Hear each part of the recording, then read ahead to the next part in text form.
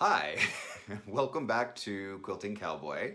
And I have a new tutorial that is posted for everybody, but it's a follow-up to my pattern, Tangled Rectangles, which is specifically designed for the beginner. Okay, so this is a follow-up in terms of how to actually quilt it once you have the top done. Now, the top, you actually have to buy the pattern. All right, quiltingcowboy.com.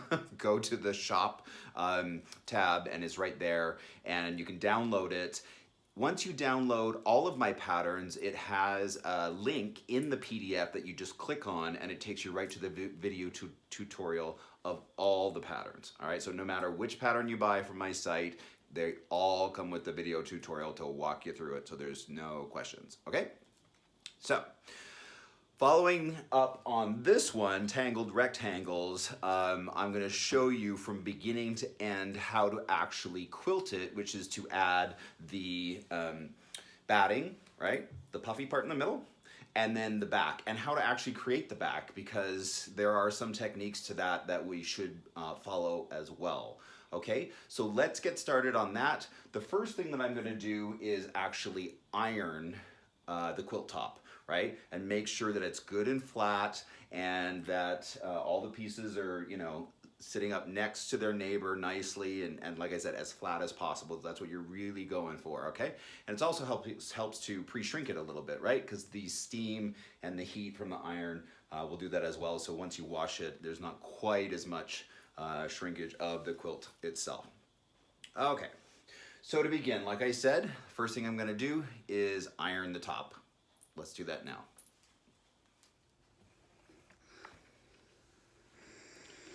Now, while I'm ironing this, I'm being mindful to kind of push gently, right? All of the fabrics as open as possible, right? You don't want to stretch anything, but at the same time, you do want to create as much space as you can and make sure that everything is laying down nice and flat. So just give that a quick iron, press it open, and then we're going to set it aside, but set it aside flat. Okay, so I'm going to put it on the workstation and I'm going to try and keep it as flat as possible. All right, it's all ironed, got it laid out here. Next thing I'm going to do is measure it, because this is going to determine how big my back needs to be and how big I'm going to cut the batting. Both of those you want to get relatively, not too close, probably 6 to 8 inches all the way around beyond the quilt top. All right, and I'll show you that in a second, but the first thing we're going to do is understand the measurement of the quilt top itself, which is 74 by, all right, let's see here, 74 by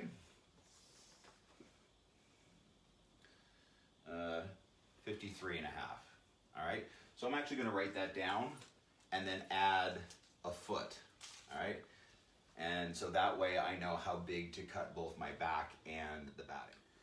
All right, I have this material that I'm going to use for the back that I think looks really great. It's nice and complementary to what's happening on the front. So I did the measurements and I added 12 inches to that. So instead of it being 74 by, and I just rounded it up to 54, you add 12 to both of those. So I know that the back that I'm shooting for needs to be around 86 inches by 66 inches. So that's what I'm going to go through and create next. Now, when you have standard fabric, you're going to have to pay attention to whether you want the seam to go up the middle the long way or across horizontally. Sometimes it just depends on how much fabric you have in order to just make it work.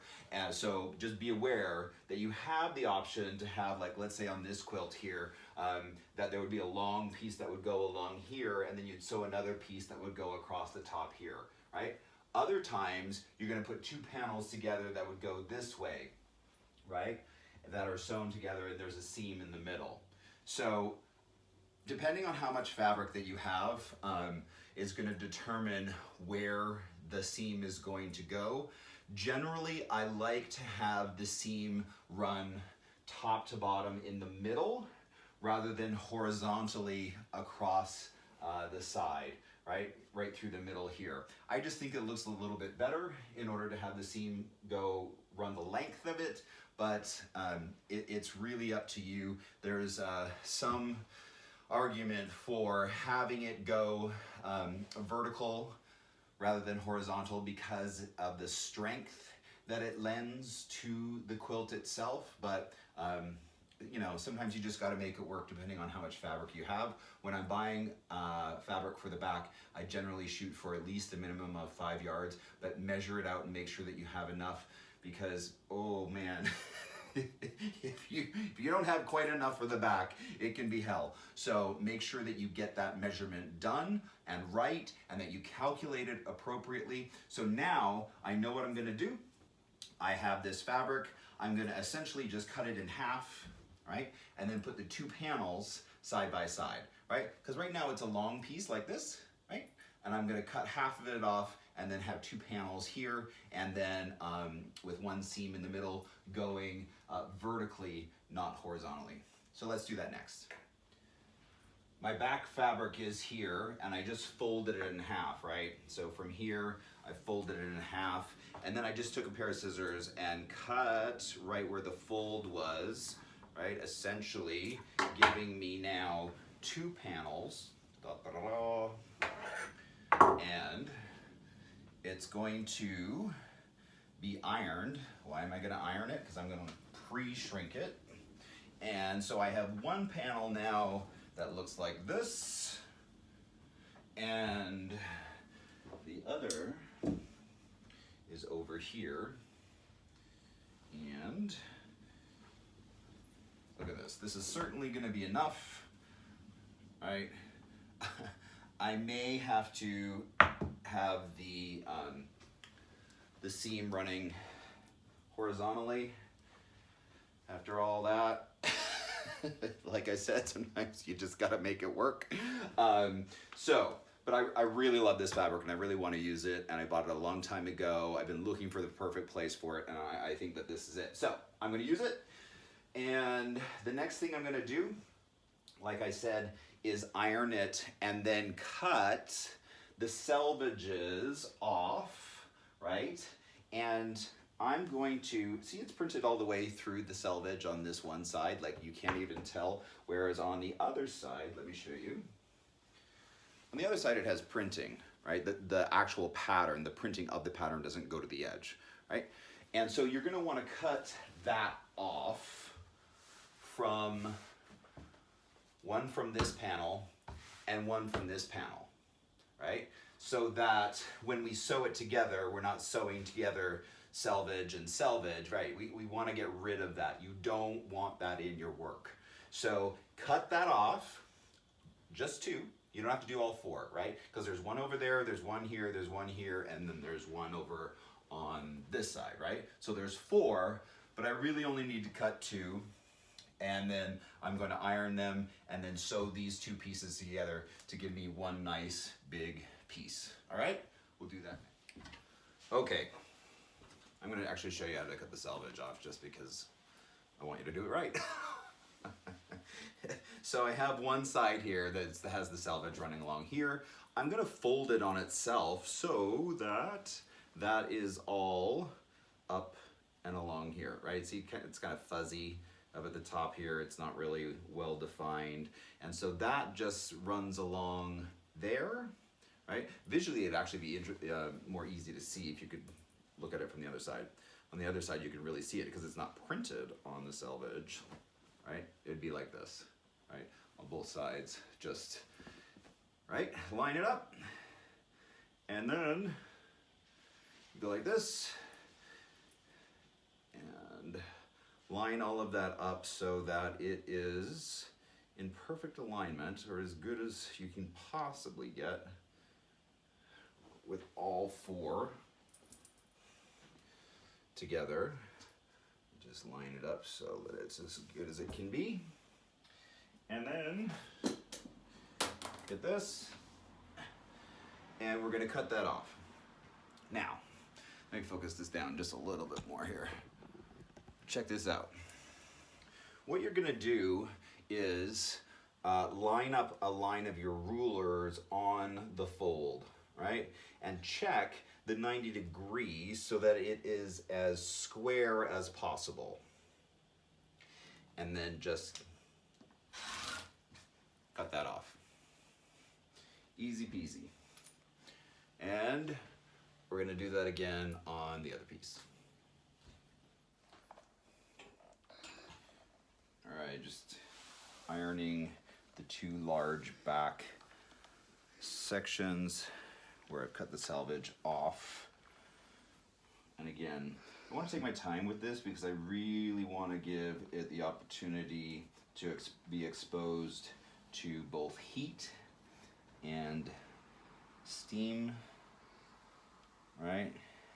The moisture and the heat are the two things that help fabric to get pre-shrunk. So we want to take our time on this and go through and make sure that it is not only as flat as possible, but as pre-shrunk as possible. All right, the back two pieces are ready to be assembled. And so I have the first piece here. Now this is the selvage right along here that I have actually cut off, right? Now you're gonna assemble them face to face, which is printed side to printed side. All right, let me just grab this here. And I want you to put them face to face like this, right? So you can see that the two printed sides are facing each other. Line it up right along about where you're going to sew them. And I'm going to be sewing them along this side, right? Now, there's two ways you can go about this. You can either use a walking foot, which pulls the top thread through at the same speed as the bottom foot, right? As the feed dogs. That would be one way to go, or pin it. Please don't mess up this step. It's super important because if you do this long of a run with just a regular sewing machine and a regular foot, the problem is that over time, those feed dogs just incrementally pull the bottom fabric through a little bit faster than top fabric. And so when you end up with a long seam like this, it's not gonna be perfect. So go ahead, line it up, and then just start to pin it, okay?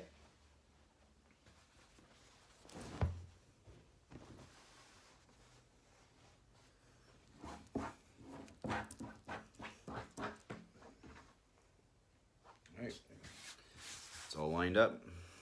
I'm gonna put a pin probably about every, oh, I'd say 4 to 6 inches, probably more like 4. And again, I'm just checking that it's all lined up so that I'm not gonna have any problems as I go through. I'm gonna get both fabrics. Okay, so just do that all the way down the side that you're gonna sew, which is where the two selvages used to be, but you have since cut them off. I would normally use the walking foot, but I know not everyone has one, so we'll just go back to the basics and do this super simple. So I've pinned it all along the edge that I'm gonna sew it, and then I'm gonna do that 1/4 inch seam allowance like we do on all of our work in quilting, right? And again, I'm just speaking to the beginners here in case they don't know. And so I'm ready to start sewing this. Now, I sew over pins. Get over it. I've had some people online, they're like, oh, you can't do that. I'm like, I've been doing it for 20 years, so get over yourself. But I also use super, super, super fine tailoring pins. I'm not using really big, pins that are readily available in your quilting shop, right? I'm very careful about what I use, but as you see me do this, yeah, you're gonna watch me sew over a damn pin, so just get over yourself. To those quilting Nazis out there. All right, we're ready to get going here. All right, so gonna start sewing this along. And just really being careful that the fabrics are lined up and that both the top and the bottom are going through evenly, okay?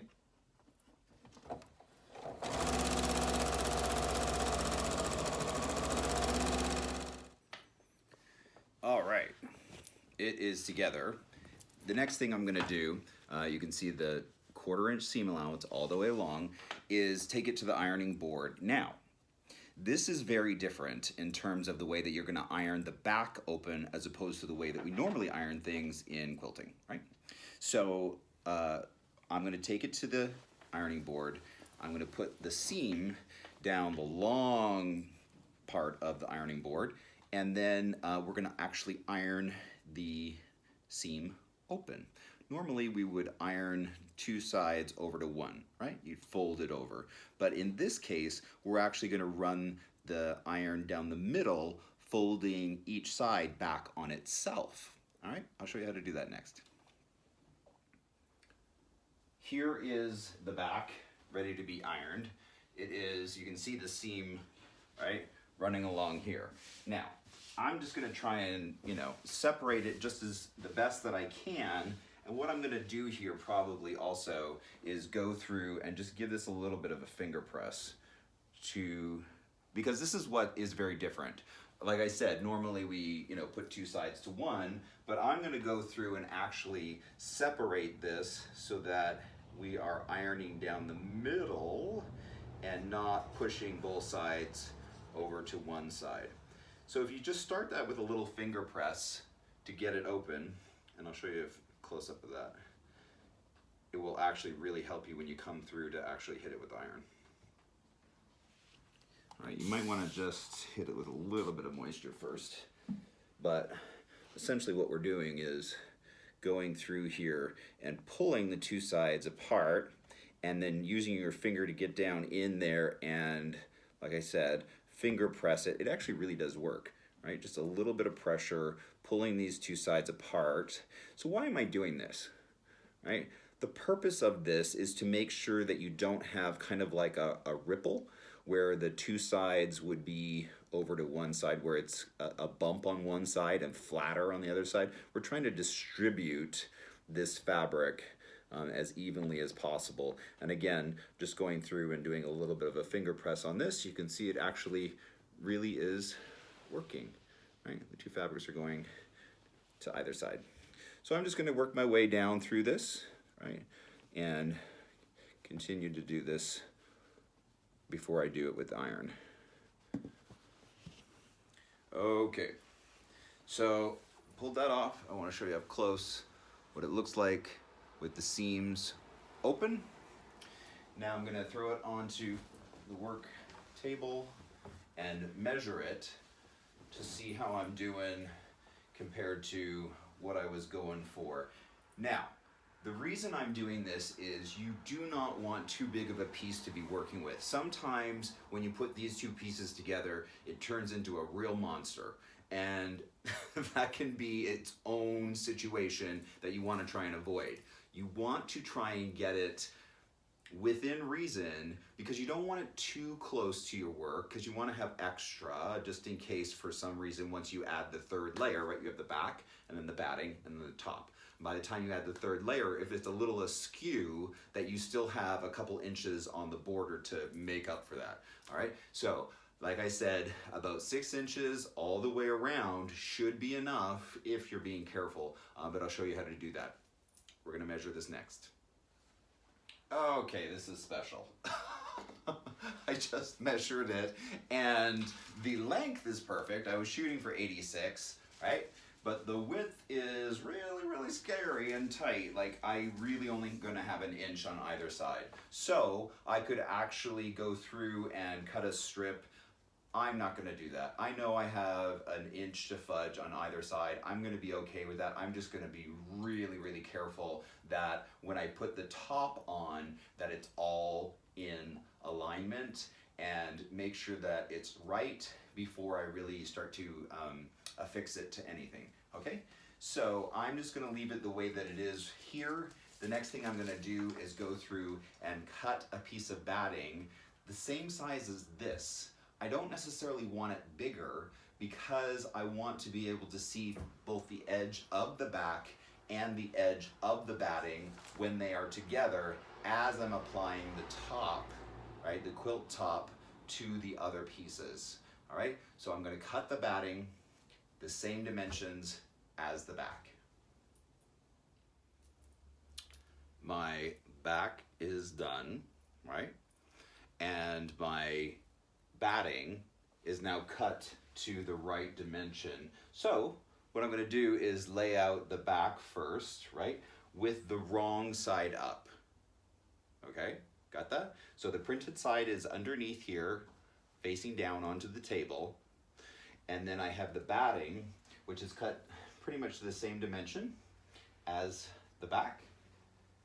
I'm going to, and I have it weighted here, you can see, just so that this is not going to move. And I'm going to, just like you're putting a sheet on a bed, right? You're going to just kind of float this batting up and then just let it drop down onto it. Fix it where it's got some folds, wrinkles, whatever. All right. And then let's get this all fixed here so it's nice, no bumps or lumps. It's nice and stretched out a little bit across there. And now what I'm going to do is actually pick this up off the ground like so, but in a very specific manner. I'm going to take this and I'm going to put it down here and then just keep rolling it back. All right. Any extra threads and random weird stuff you might want to pick out, especially if you have a light colored back. If there is like a red thread that gets in between the batting and say like a light colored backing, it looks like it has a varicose vein or something. It's not cute. All right, so we're gonna then continue to roll this back, right, like this. Oh, there's another thread. Get that out of there. And then we're going to get some magic spray. I like to use 505 temporary adhesive. That's what I use. It's easy to work with. If you have to pull it apart, it'll go back together. It's not a big deal. Here, 505 temporary adhesive. All right, so it's really light. It won't gum up your machine. And then just start to kind of spray this down onto the back.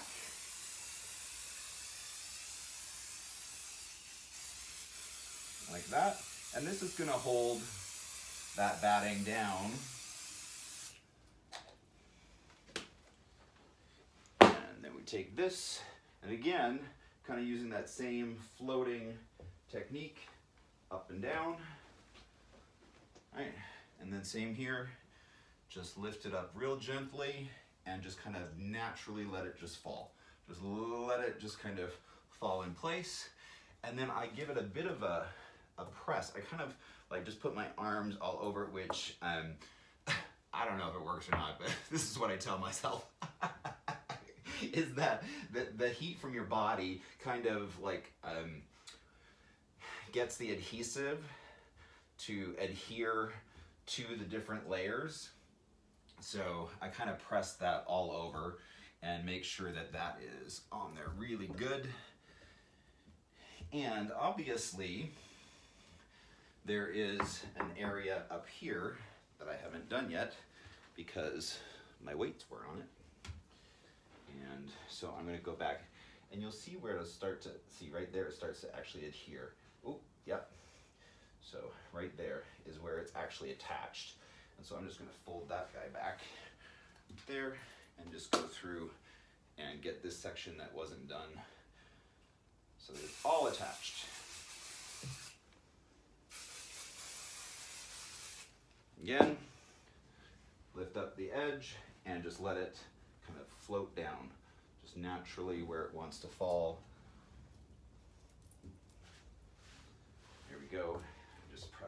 down, pull this through, right? Pull this through this way, and I'm going to repeat that again, but I'm going to put the camera on the other side so that in case you didn't see it from the first direction. See, the problem with my studio is that I got light really only from one side, so that's why I kind of had my back to you, but I will fix that right now. Now I'm going to do the back half of the quilt that I haven't done yet, which is to pick this batting up and see where it becomes attached with the adhesive that we've already done. So I'm just going to gently roll it, oh, right there. All right, I can feel it pull, and I know that it's stuck on there with the glue, with the adhesive. All right, so I know that's where the line is. I'm going to pull this through as much as I can, and then do the bottom half.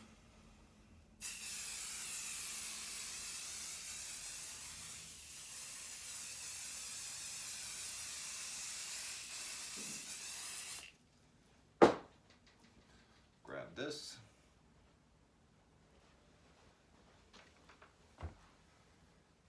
And pick it up, drop it down. Just kind of run your hands over it.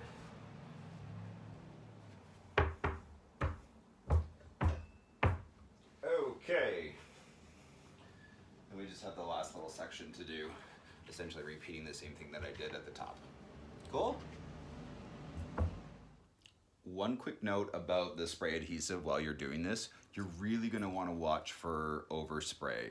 This stuff, if you're not mindful of where it's going and it gets on the stuff around the room, it can really be a problem. So make sure that you're spraying only really where you want it. There will be some overspray, but just be careful, all right?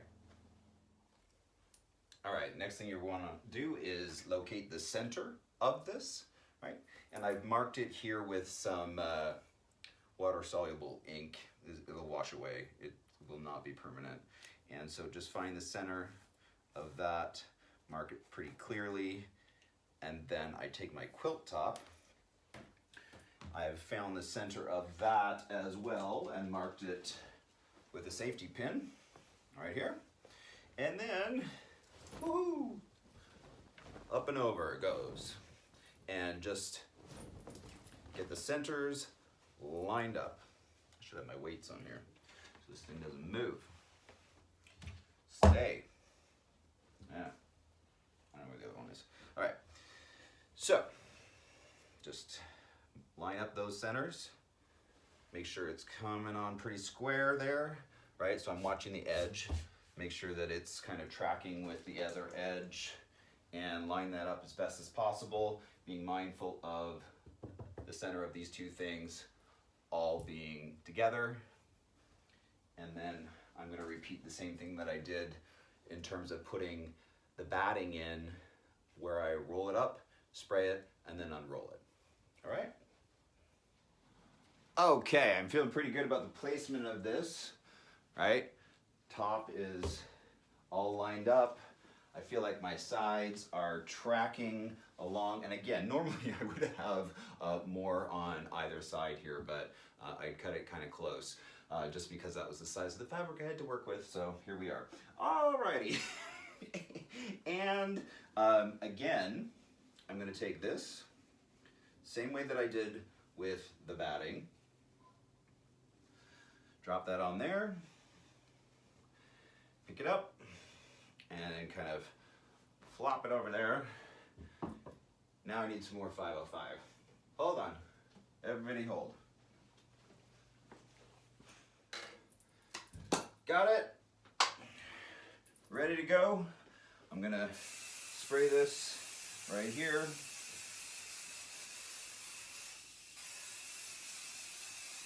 All right, you don't need too much. You don't want to go crazy, but oof. Air pollution. All right, so pick it up, drop it down. All right, so I have like this much section kind of attached with the adhesive, right? It's not attached up here, but it's a start. And so I'm gonna go from here and then, right? Ah, this is where it starts looking really great. I'm super excited about this. Here we go. I'll come back and do up here for this part that wasn't attached and get this sprayed down.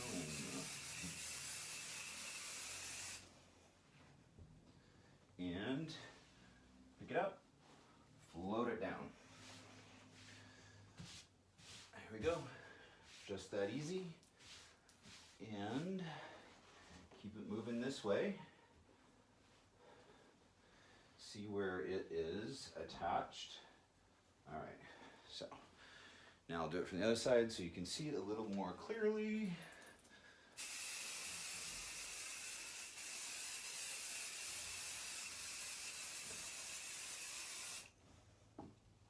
Grab this, all right, pick it up and drop it down. Good, good, good. It is tracking. It's looking good. Shove that down there. And we're on the home stretch. Check it out.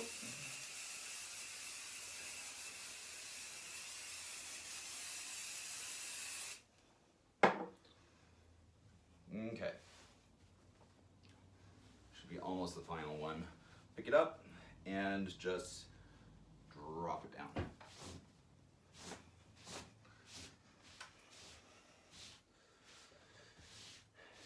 That's it, right? I generally will wait for this to kind of like cure or like really adhere. I don't know, again, maybe that's just something I tell myself. Maybe it's not necessary, I don't know, but I generally stop here and we'll let it kind of sit overnight to just adhere all the layers. And then tomorrow we will start actually quilting it, but I think it's starting already to look really nice. All right, see you tomorrow.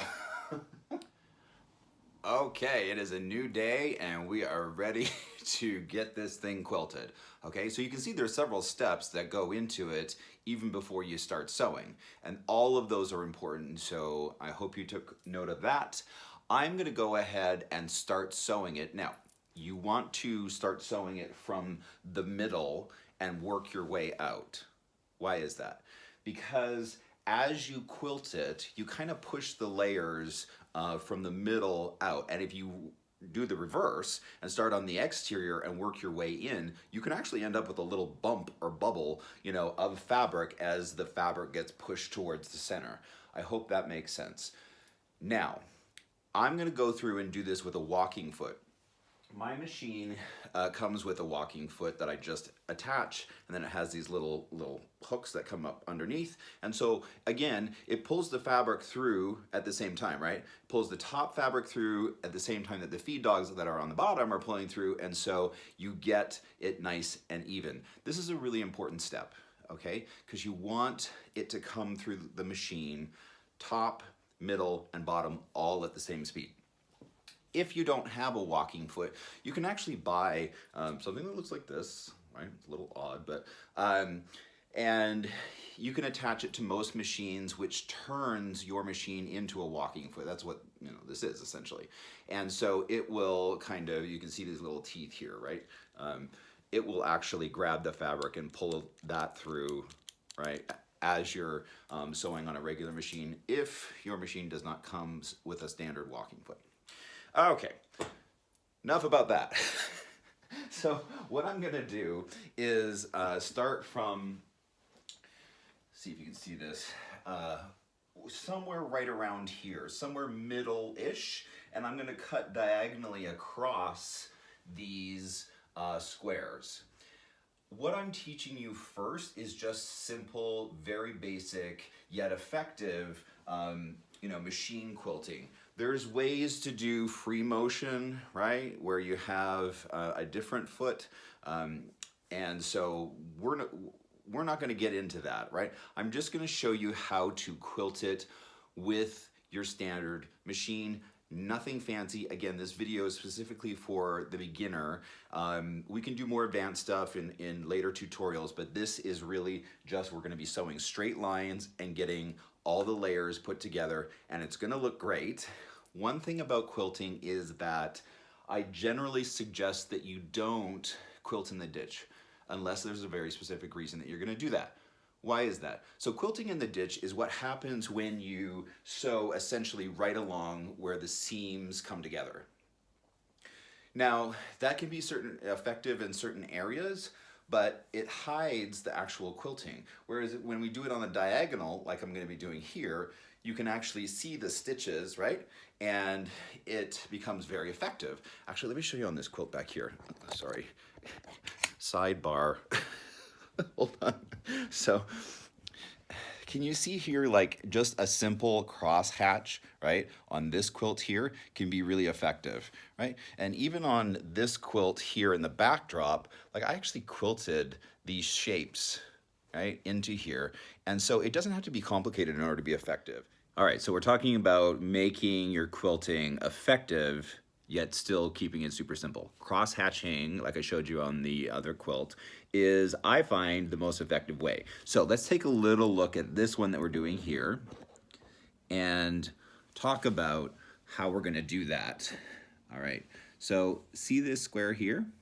I'm actually gonna combine it and treat these two squares like one, and I'm gonna cross hatch these two squares, right? Let me see if I can grab this and show you. So I'm actually gonna go through and mark this as an X between these two squares, right? And so when you're marking your quilt, that's what I want you to, at least for this pattern, and you can come up with your own, but if it's too tight of a quilt, too tight of the sewing, the quilting itself, it doesn't look right. So this I have found by treating two squares put together to make up, actually put two rectangles together in order to make a square, you know, and so you can see how I'm going to go diagonally through these two, right? Same, I'm gonna get these two, and, right? So I'm gonna go through and mark my entire quilt. Now, obviously, I'm not gonna do it this way because that would be super awkward, but I wanted to show you, just for video purposes, right, what it looks like in terms of what I'm marking and where. All right, so taking two rectangles, treating them like a square, taking two more rectangles, treating them like a square, taking two rectangles, right, and then again, I'd be going diagonally through here. So I'm gonna go ahead and I am going to just mark this like this, and away we go. One note about thread selection before we start sewing here, and this is really important that you decide on an appropriate color of thread. I don't know if you can see this, but I'm kind of testing out what thread is going to look the best. And so I have this one here, you know, which is a kind of a bright dark blue, right? And then I have another one that is somewhat similar, right? And so I'm testing those on the fabric itself. You can kind of see it running here, those two colors, what they'd look like in the light color of the flower, but also then what they look like on the darker part as well. I'm not crazy about either one of these because they're so extreme in the lighter color. So what I've actually decided to go with is a gray. Gray, this particular gray is kind of halfway between the two colors. It's neither too dark nor is it too light, and so when I'm sewing across both of these colors, it's kind of halfway in the middle. The same on the main body. Let me switch over here. You can see that I'm gonna go with this color, which is kind of, like I said, halfway between everything else that's going on in the main, you know, pieced section here. And so lay the thread, don't just hold the big part up to the fabric and say, okay, that looks good. No, you wanna just take a single piece, right? and lay it down and see what it looks like on the different colors, because one piece will look very different against the fabric than the whole thing, right? So make sure you do that. Then my other comment is try and get, so we have this gray that we're using on the bottom for the bobbin. We have this kind of goldish tan that we're using on the top.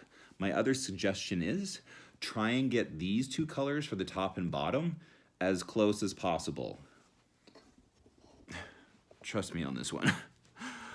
The reason for that is a lot of the time either your timing will be off or whatever, and you can see just a little bit the thread from the bottom on the top and vice versa. So if those two colors are somewhat similar, you're gonna have a better chance at it not being like an outstanding mistake when one of those colors pops through on the wrong side. And that's gonna happen whether you're sewing really fast or whether the timing is off or whatever it is. Again, try and get those two colors of thread, if not to be exact, to be similar, so that, like I said, when they do show, it's not a big deal, okay?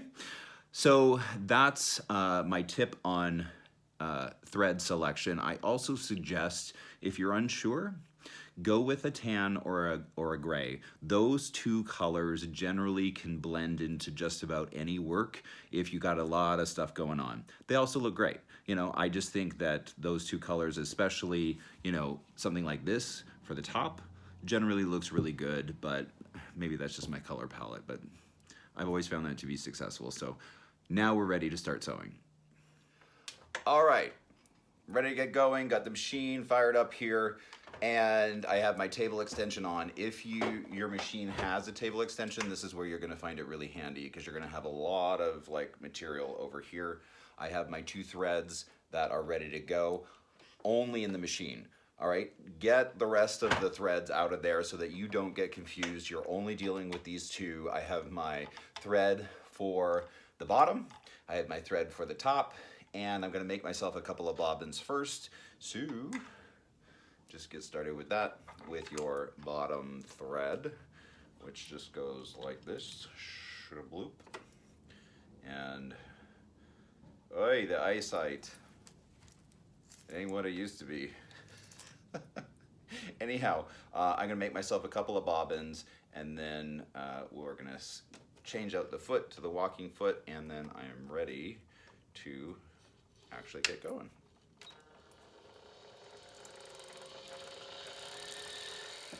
Okay, I've changed out my foot, I got the threads already, and I'm ready to start putting this through the machine.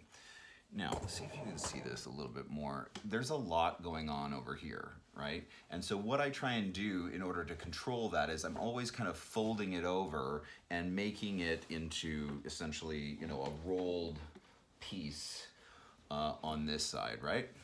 And then I'm going to start sewing here, right where the blocks meet, right? And then find my diagonal that I marked and start sewing down through here.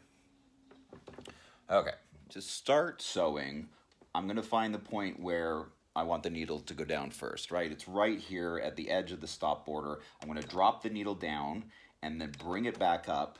And what does that do, right? That brings up the bottom thread, the gray thread for me, and it allows me to kind of fish that out of there. I'm not cutting it with these scissors. I'm just using it to pull that thread through. So now in my hand, I have both threads right here, and I can control them. If you just start sewing, you're gonna end up with a mess on the bottom side. So you wanna avoid that by bringing that thread up, right? We're gonna drop it again. We're just gonna do a couple really quick stitches just to set it.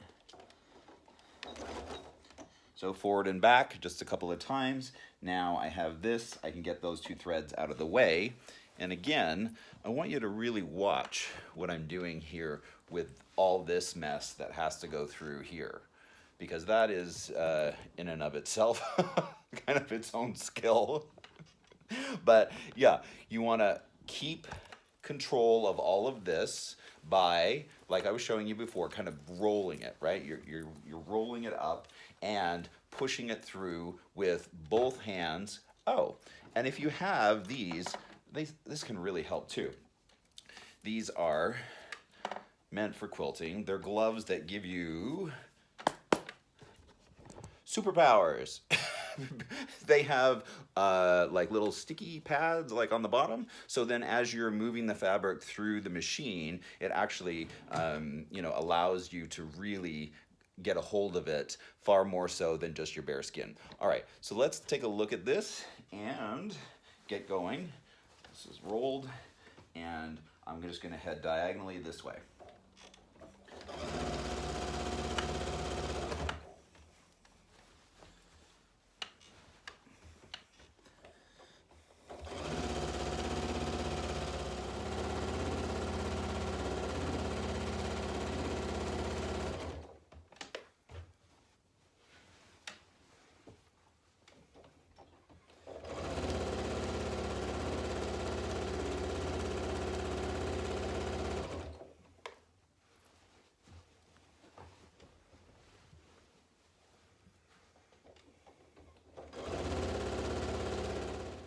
I'm showing you this from different angles just so you can see how I manage all of this, quilt while it's going through, because it can be a lot, especially when you're working on a bigger project. This one is not super huge, so it is somewhat manageable, but keeping control of all of this and all of this over here and not letting the weight of the quilt pull it off and make it weird is part of the whole gig, right? You gotta be careful of what weight is hanging where, because that really will change the way that your sewing is going through the machine.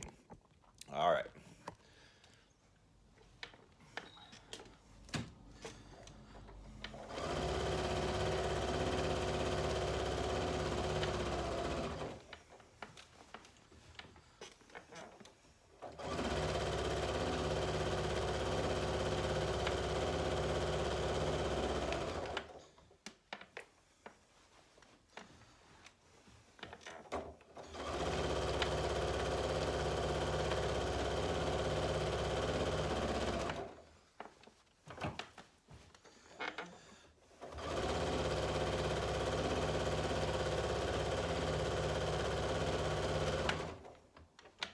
All right, I'm gonna turn it, come back the other direction.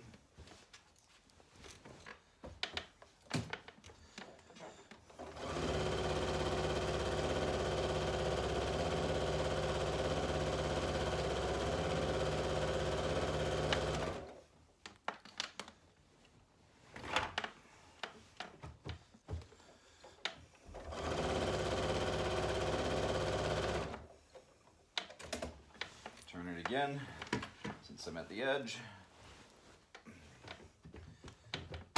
And just keep going like that, right? You go ping, ping, ping, right? And once you get to the edge, you turn it, come back the other way, then you go back the up. Anyways, I'll show you. I'll show you greater detail rather than trying to explain it with my hands. Not that that isn't fun, but maybe not effective.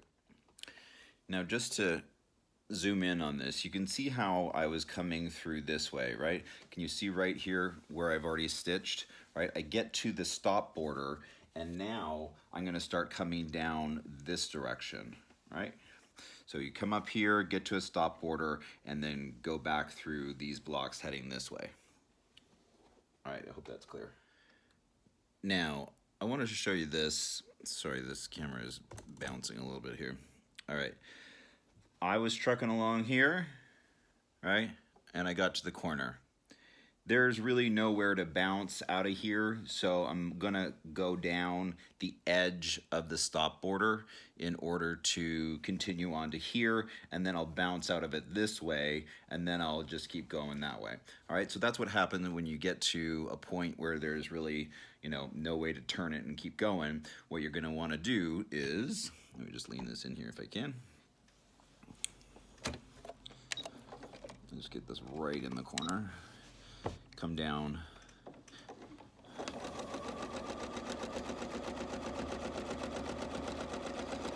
Now that would be a reason why you would stitch in the ditch, right? Is to kind of hide that. And I will eventually go around and sew this whole corner, but now I have somewhere to go. I could turn this around and start coming back the other direction. All right, now I have somewhere to go.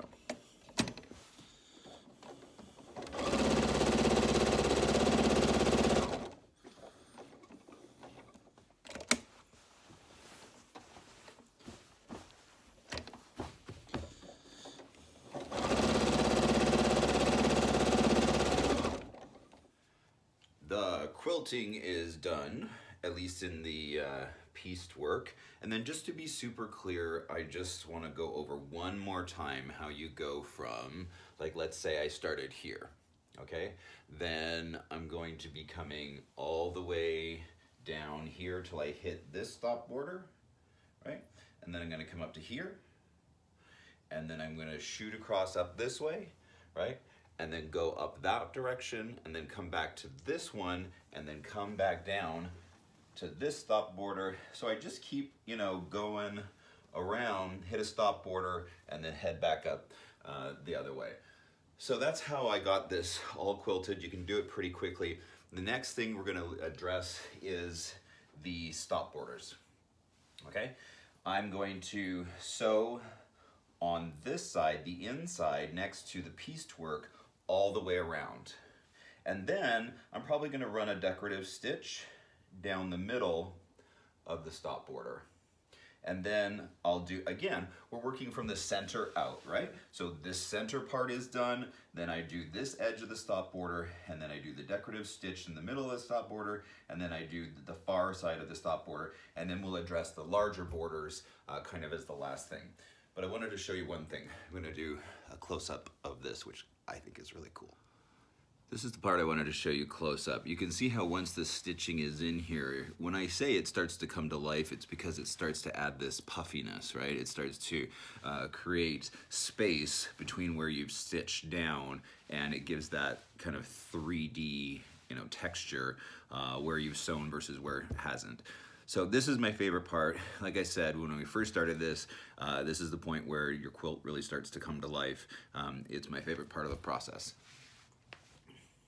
So my favorite decorative stitch to do in the stop border is on my machine, which is a Janome Memory Craft 6600, mode 3, number 38. See those leaves right there? I think that those are really cool. But again, decide for yourself whatever decorative stitch you're gonna do down the middle. And I'm gonna do that next since I've already done the first pass of the outside of the stop border. All right. So I'm gonna do the decorative stitch in the stop border with my walking foot so that I know, again, both sides are being pulled through the machine at the same time. The stop border right now just looks like this, right? You can see that I've sewn on the inside next to the pieced work, but there's nothing else there. So I'm going to run that decorative stitch down the middle of that, and then I'm gonna sew the outside, the other side of it. All right. All right, I'm ready to get going here, but again, when you start any stitching, when you're quilting, you have the top thread here, right? And you want to drop the needle down and bring up the bottom thread, which I'm just going to use these scissors to just kind of scoot out here. There we go. So again, now I have both threads in my hand here, and I'm not going to end up with a mess on the back. I'm going to drop the needle down, and then it's programmed to the right decorative stitch. I am ready to get going, but I am going to stitch just a couple times and then reverse that just to lock it in. There we go. And trim up these guys because otherwise they can create a problem. And away we go.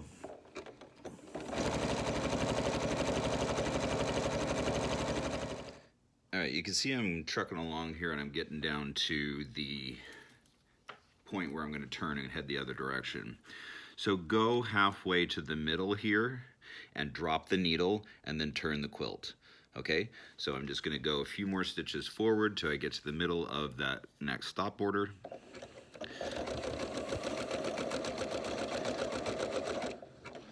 All right, it's about middle. And then over here, hopefully you can still see. One moment. Right, I'm gonna turn the quilt. this direction, and now I am ready to start trucking down the other way. All right.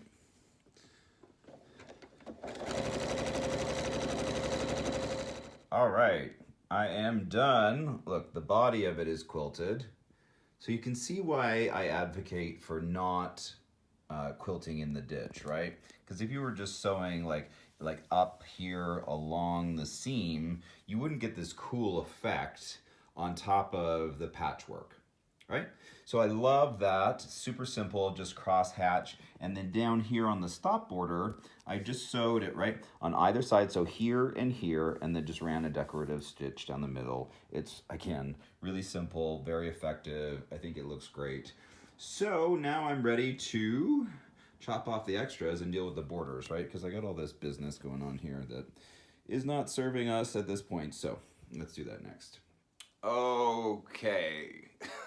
We are done with quilting on the middle and the stop border, and now we're going to move on to the larger borders, which in some cases can be a little bit more tricky just because there's a lot more, well, creative space in which to just do whatever you want. And while that is great, it also has its own challenges, right? So I'm going to show you a really simple way to start to design your own thing that you want to do in the larger border. So let me show you first step here.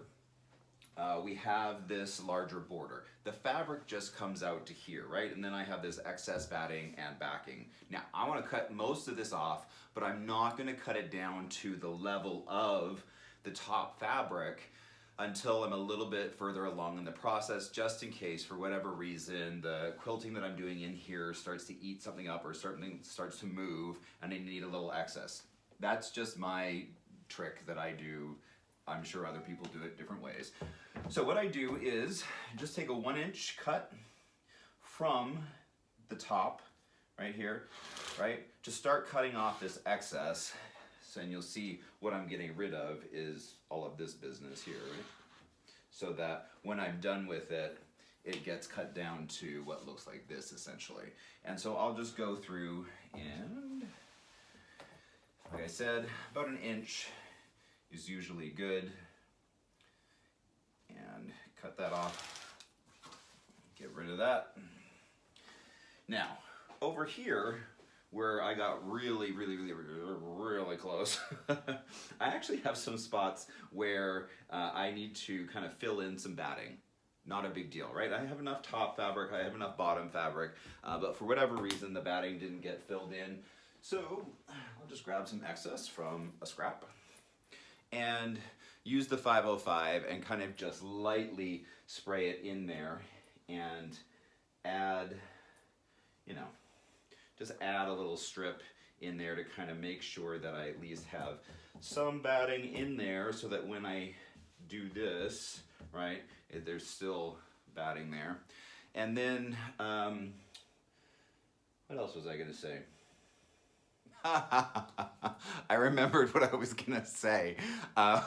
So when you're going through this process, as you're going around, you want to double check that your temporary adhesive is still holding, okay? So that's what I meant to say. I knew there was something. So as you go through, like this is actually holding pretty good, right? Okay, so I don't have to do too much here, but if there is an area where it's kind of all come apart, you want to make sure that your layers are still kind of intact. Like, let me check here. This one I might want to, ooh, yeah, see, look, it's pretty, it's kind of coming apart, ooh, right? This is not great. So I'm going to want to go through and just really quickly spray this in those areas that look like they need a little more attention so that they won't move on me when I'm actually sewing it. So I'll just lift up this part here. See, it's totally not attached, right? And just spray in that area and then drop that down, press it out. Check for wrinkles. Nope, we're good. And so then we're gonna continue doing this, just cutting and respraying the borders because again, like I said, by this point often the borders will have all come apart. This step of the process is done. Check it out. So it is all cut. It is reattached, just made sure that the 505 is holding everything, all the layers together, right? And so, right, I am ready to actually start working on the borders themselves. And so what are we gonna do first? We're gonna actually mark a grid with your chalk, whatever type of chalk you like. I like this kind that has like a roller wheel on the end, and it kind of dispenses chalk. You can see it in there. It's like powder in there. And all I'm gonna do is grid this out, right? So I'm gonna find the 2 blocks, and I'm gonna draw a line there. And then the next 2 blocks, so it's actually echoing what's happening in the work here. So every 2 rectangles, I'm drawing a line, and then from there, you can decide for yourself what you want to do within that grid. And you can get as creative as you want. But again, the secret to this really is marking the fabric. Don't try and eyeball it. It will end up being a mess. Actually put on there what you want to do and then sew it in. There's also really fancy stencils and things like that that you can start to use with a pounce pad, and that's a whole different tutorial. We're not getting into that here. And so you can do decorative things, but I'm just going to show you a really quick and easy way just to do a large border while still getting somewhat creative based on what you want to have happen here. All right, so I have lines that are all the way through here, and then I'm probably going to pick a third of the way and mark the rest of it. So I'm going to take a 1/4 inch off this side because I know the binding is going to be there. So I'm not going to count that, but I'm going to measure what I got beyond there, which is essentially, look at it this way, it is pretty much 6 inches. 1, 2, 3, 4, 5, 6. Yeah. So I'm probably going to go with, every 2 inches, right? So I'm going to put another line going this way at 2 and at 4, so that I have a grid to start to work with that I will then fill in with any type of idea that I think is interesting, whether it's a vertical, a diagonal line, whatever you want. But grid it out first, and then you can see different ways to get creative with that. Like I'll often take a V and I'll go from like one point, I'll actually do a close-up of this so that you can see that. But you could just, hey, draw a grid and sew on the grid. A nice square, pattern would be really interesting in contrast to this crosshatch, which is essentially the same thing, only turned, 45 degrees. So that could be really nice here, very simple, very effective, or you can start to do, V's down and up in this grid. Fill it out any way you want, and then just sew it in with your machine. All right, I'll show you a close-up of that next. All right, so I've started to draw out the grid. You can see it there in the light blue, right? So I have a line going here that's 2 inches, and then 4 inches here. Now I generally leave the corner to be its own decorative design piece, and so I don't address that in the same manner, right? So I'll leave that out. Often I'll draw, need a longer ruler, a diagonal from corner to corner on this. Since your design work will be trucking along down here, you're gonna do something here and then it's gonna head on down that way, right? So sometimes I'll connect these.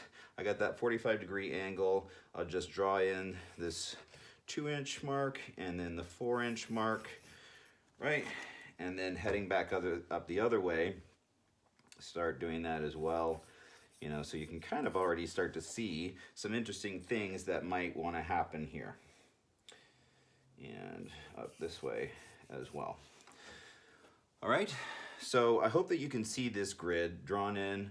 I'm going to try and do it a little darker for the camera. I can see it fine. I'm not sure how well it's showing up on video, but anyways, you can see I've just taken it, and every 2 rectangles I've drawn a line. And then I'm going to get somewhat creative in terms of what I want to do. Now, I like doing diagonals. You don't have to. You can do whatever you want. Just make sure that you take into account that there's a 1/4 of an inch down here that's going to be eaten up by the binding. So don't draw in there, right? You want to make sure that this portion, this last 1/4 of an inch here, is always free. So when you're drawing a line from, let's say, this corner to down here on a diagonal, you don't want to go all the way to the edge of the fabric. You got to take into account your seam, the part that's going to be taken up by the binding. So when I do a diagonal, I'm going to do it like that, right? The other thing to note that, you know, you could kind of cheat this. I normally do, but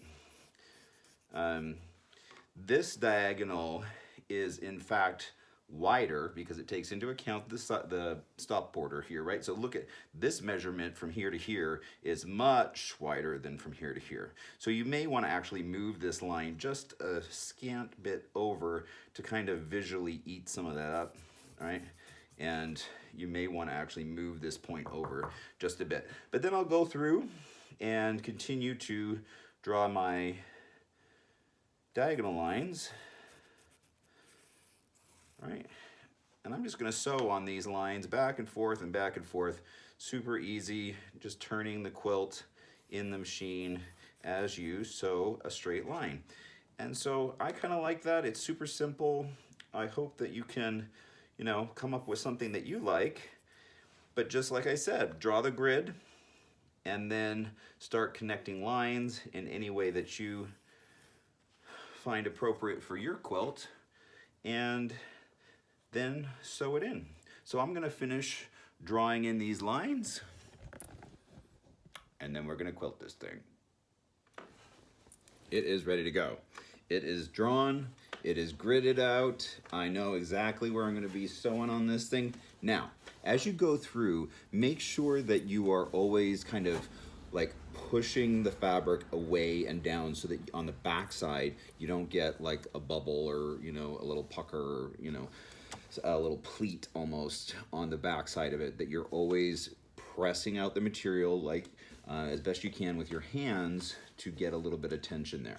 All right, so ready to start this thing?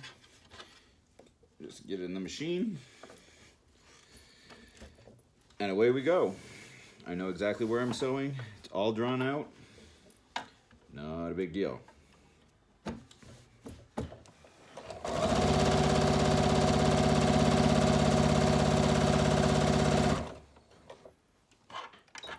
Okay, I have done the sewing on the actual lines, and you can see it here, right?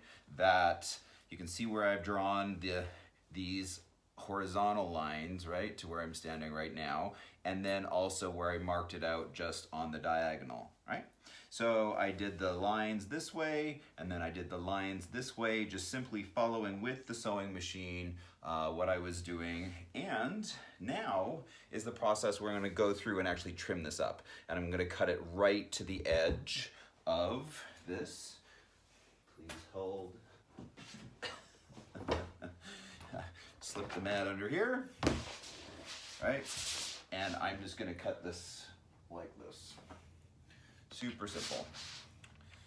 Just line this up and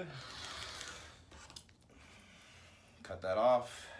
So then at this point, now it's ready to actually start binding. So I hope this tutorial was helpful for those of you who didn't know how to start actually quilting the quilt like we all learn how to make the top, but then you're left with, okay, what do I do now? So this again was really for the beginners to help them at least get started, right? If you can sew a straight line, if you can add the 3 layers together, you can do this, right? It is going to take some practice. It is its own skill set beyond just piecing. So stick with it. There's nothing like being able to do the entire work from the beginning to the end, and that is from the piecing all the way through the quilting. I know a lot of people struggle with that last piece, but trust me, it will be worth it when you can produce work that is truly yours from beginning to end. Anyways, thank you again for tuning in. As always, check back to quiltingcowboy.com or my Facebook page or YouTube channel, and there's always updates and new things going on, and I really appreciate you guys checking in. All right, talk to you soon. Bye.